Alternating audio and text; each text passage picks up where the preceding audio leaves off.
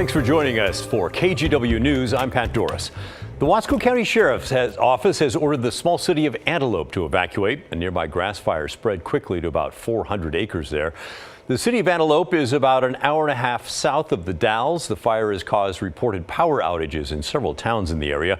According to the sheriff's office, lightning started the fire early Sunday morning. The Shannoco Schoolhouse is being used as a temporary Red Cross shelter. Level 3 Go Now evacuations have also been ordered for part of Jefferson County due to a new fire reported there yesterday. It's just west of Madras and north of the Cove Palisades State Park. It's called the Elk Fire. It's currently burned 2,700 acres. The Jefferson County Sheriff's Office says planes will be dropping water on it all day. They are concerned because there are high winds and hot spots. And firefighters were able to quickly put out a brush fire near Hillsboro in rural Washington County. It happened yesterday afternoon near Southwest Laurel Road and Southwest McCormick Hill. Tualatin Valley Fire and Rescue says hot weather and dry grass allowed this fire to move fast. A neighbor told us she and her kids watched as the fire grew to about 30 acres. She also tells us her husband, a longtime volunteer firefighter, just could not sit back and watch. He went back to our house, got the bulldozer, drove it over, and cut a line that thankfully stopped the fire going any further. So it's very proud. Yeah, very proud of him. And rightly so. She says the fire burned 3 hazelnut trees. Officials tell us the blaze was most likely sparked by farming equipment. Let's turn now to weather and Rod Hill. It's gorgeous outside right now, but last night I know there was a bit of stormy weather near Sandy and other areas. We had a good light show, and coming up in just a moment, I'm going to take you hour by hour. This is after 1 o'clock last night around Welch's. You can see all the strikes, and I'll get back to that. But we do have video last night shot from the Columbia River Gorge, and you can see the light show. There were storms, look at that, right over Hood River, and also storms that moved, looked like right over the Corbett area. So from that, let's go back to radar. And again, at 1:41, look at all the lightning in that Welch's rhododendron area. And then I'm going to just play this through. There's a lightning storm near Sandy. You see a heavy rain cells that just missed Troutdale off to the east side. Now, this is 4 o'clock this morning. More lightning in the Sandy, more heavy rain in the extreme western gorge just outside of Troutdale. Now, all of that lightning activity has now moved up into Washington, and for the most part, it has faded away. Sorry, I got loaded a graphic on the machine there. But what I wanted to point out was that we had the storm activity last night because of this upper level high that's over Salt Lake City. And on the outer periphery of this storm, on the back side, is where these storms fired. The weather modeling didn't really pick it up. Weather modeling is not showing anything for later today or tonight, but this remains in place, and there's a new low disturbance that's going to swing in off the Pacific. So I'm just telling you, it's at least possible that at some point this evening or overnight tonight, we have another round of storms using the Cascades to fire up and move south to north. And maybe some of that action again clips the gorge, and some of that action again clips parts of eastern Multnomah County and Clackamas counties and Clark counties. Right now, the story is we're all dry. You saw the sun in Cannon Beach. There's the sunshine over downtown Portland. We're at 73. It's been a mighty comfortable morning. Our hour by hour takes you through the afternoon. 81 at 2 o'clock, mid 80s at 4 o'clock. 86 at 5. It does appear that we will stay under 90 this afternoon, so no complaints there. The forecast does heat up, and we'll have that 7-day for you coming in just a bit. Pat? All right, thank you, Rod. Looking forward to that. Back to the news. An elm tree that is more than 150 years old in downtown Portland is coming down today. The tree has been at Southwest 10th and Jefferson near the Portland Art Museum since 1870. But it was badly damaged during January's ice storm, and the city says it's now a safety hazard, and so they started taking it down this morning. We were developing a plan to try to retain the tree, but unfortunately 2 weeks ago it lost another major limb, which indicates the tree is not able to revive itself from the loss. A little piece of history going away. Portland Parks and Rec will be planting a new tree next year. That's required under Portland's tree code. The city is recommending something other than an elm tree, which is susceptible to disease. Portland police are investigating an armed robbery that left the suspect with a gunshot wound. It happened just before 6 o'clock last night at a tobacco shop off Southeast 49th and Hawthorne. The suspect is expected to survive. No one else was hurt.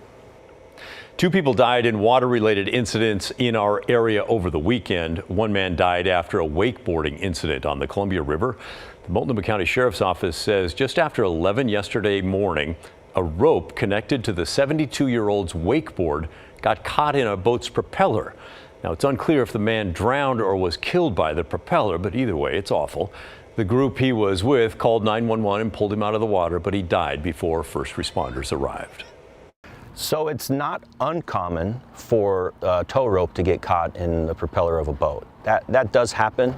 It doesn't normally end this way. We encourage people just to make the best decisions they can to recreate safely when they're doing tow sports. Try to have somebody who's experienced with you on the boat so that they can help you, avoid situations. A medical examiner will determine the cause of death. Elsewhere, emergency responders recovered the body of a 32-year-old man who drowned in Hague Lake Saturday. At around 7, witnesses told Washington County deputies they saw a man jump off the fishing pier there and eventually go under after struggling to swim. After a 2-hour search, crews pulled the man's body out of the water. Moving now to transportation. The Oregon Department of Transportation continues to deal with a budget shortfall that it sees coming in 2 years. ODOT warns that it needs to close a gap of about $350 million in its next 2-year budget, which starts in 2025. Leaders say without new funding, they might need to cut nearly 20% of the workforce, which equals about 1,000 current jobs. It's really bad. It would mean less pothole fixing. It would mean if you get in a crash that there probably won't be a responder for as long. It would mean slower DMV service. It would mean vegetation crowding the roads. Lots of problems there. ODOT will submit a proposed budget to the governor later this month, who will then submit her own proposal to the legislature. Lawmakers will make the final call on the budget sometime next spring. While you watch your favorite athletes go for the gold during the Olympics, and who's not watching that? Come on. Keep in mind that all the time, distance and height is achieved by balancing the same forces each of us experience every day. We're talking about gravity, inertia, wind resistance. Chris McGinnis talked to a physics professor at Linfield University to get a lesson on the forces at work in discus. I mean, physics is everywhere. Linfield University professor Michael Crosser is passionate about physics. And knowing that and understanding it helps you appreciate life around you and the beauty of everything around you. So, through the lens of a scientist, we gaze on these 2024 games and the discus. Let's talk wind resistance. We don't normally think about how we're having to push through all the air around us. But in discus, for instance, if you throw it at just the right angle and just the right tilt, the air will actually help lift it, elevate it up even higher, and make it go a farther distance. Just the right angles means having the discus tilted slightly higher than the angle of release, moving air faster on the top side, creating lift. With good technique, launching a discus into a headwind actually increases the throw. There is an added complication though, and physics intern and Linfield track athlete Jacob Slivka can demonstrate. It's kind of like a top. Like you spin a top, once it slows down, it kind of wobbles and then it falls. Same with the discus. If it stops spinning, it's going to wobble, it's going to turn over. The solution? Spin the discus. This gives it angular momentum, which helps it maintain its tilt. This graph from a 1976 paper published in the Journal of Applied Mechanics shows a difference of 14 meters in throws with spin versus throws without. Angular momentum is key. Just like with a bicycle, if you are rolling, it's easier to keep your balance, but it's almost impossible to stay balanced if you're at a dead stop. And here's where physics comes in again. The discus is a uniform weight, but changing the distribution of that weight enables the spin to continue longer. So it's rim weighted. You got to have a higher moment of inertia on the outside, so once it starts spinning, it's harder to get it to stop. It's harder to start the spin, so that's where strength and technique come in, but the higher moment of inertia allows the discus to maintain its spin for longer, and thus fly farther. How cool is that? Chris McGinnis teaching us. That guy's got a lot of great stuff to tell us about. All right, moving on. A new KGW investigation airs tonight that you don't want to miss. It's all about a huge shift in college sports. Schools could start paying their student athletes directly as early as next fall. It's a change that would open the door to millions of dollars for college athletes, but It's also a change that threatens sports programs at smaller schools, and here's why. The NCAA recently reached a $2.8 billion settlement with former college athletes. The deal still needs final approval from a judge, but under terms of the settlement, universities might be forced to pay hundreds of thousands, maybe even millions of dollars each year to those former athletes who missed out on the massive revenue generated by college sports. That could have a big impact on smaller schools, especially like Portland State in the Big Sky Conference. And yes, the school's commissioner is worried. So it's very painful for our schools in the Big Sky Conference. Most of them are going to be out, roughly $250,000 to $300,000 a year for 10 years. And that's a lot of money for our schools that are cash strapped. Although the athletes will look forward to that. The promise and concern over the next evolution in college sports and athlete compensation is all about this story. Our full story airs tonight at 11 on KGW. Make sure you don't miss that one. All right, we're going to move now to our weather expert. Been a real active day across the country. So, hurricane in Florida moves on shore as a Category 1, not that big a deal. It's been downgraded to a tropical storm. Not that big a deal. No. Until you realize that this storm may get stuck and be stationary and turn rain over the same areas for 3 or 4 days. Now we've got a problem. Big deal. Let's go down to Florida. This is now Tropical Storm Debbie. Winds have been downgraded to about 65 miles per hour. You can see the spinning of the storm kind of straddling northern Florida and the Georgia border right there. The problem is this storm is going to meander around Georgia and South Carolina perhaps tonight, tomorrow, Wednesday, Thursday, into Friday. And some of the discussion from the Hurricane Center spits out rain amounts of 30 inches. Now, if that's the case, this would become one of the biggest rainmakers since the hurricane some years back that did the devastating flooding down in Texas. The rain amounts were far greater, but we don't see discussions from the Hurricane Center put out 30-inch rain amounts very often. And so we'll be watching that. Our friends down in Georgia and South Carolina could be in for a rough haul. Let's come back locally, and the only watch warnings we have on the weather map in gray, air quality alerts. And this map is somewhat improved from earlier this morning, kind of checkerboarded across mainly the southern half of Oregon. The red color indicates high fire danger due to the current weather of low humidity and rising temperatures, mainly over in Idaho, but also up in parts of Washington. Here's our latest smoke model from our Futurecast, and it shows some hefty smoke plumes mainly near but south of Bend. A lot of these coming off of fires in the southern Oregon Cascades, and some separate wildfire smoke plumes out around Burns. So still some areas with unhealthy air expected today.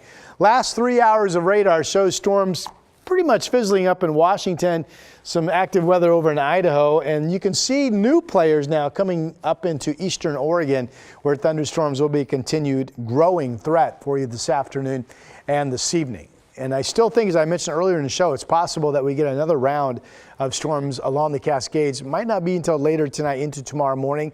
Just a chance that it happens, but it could. And as we talked earlier, some of you had a pretty good light show last night.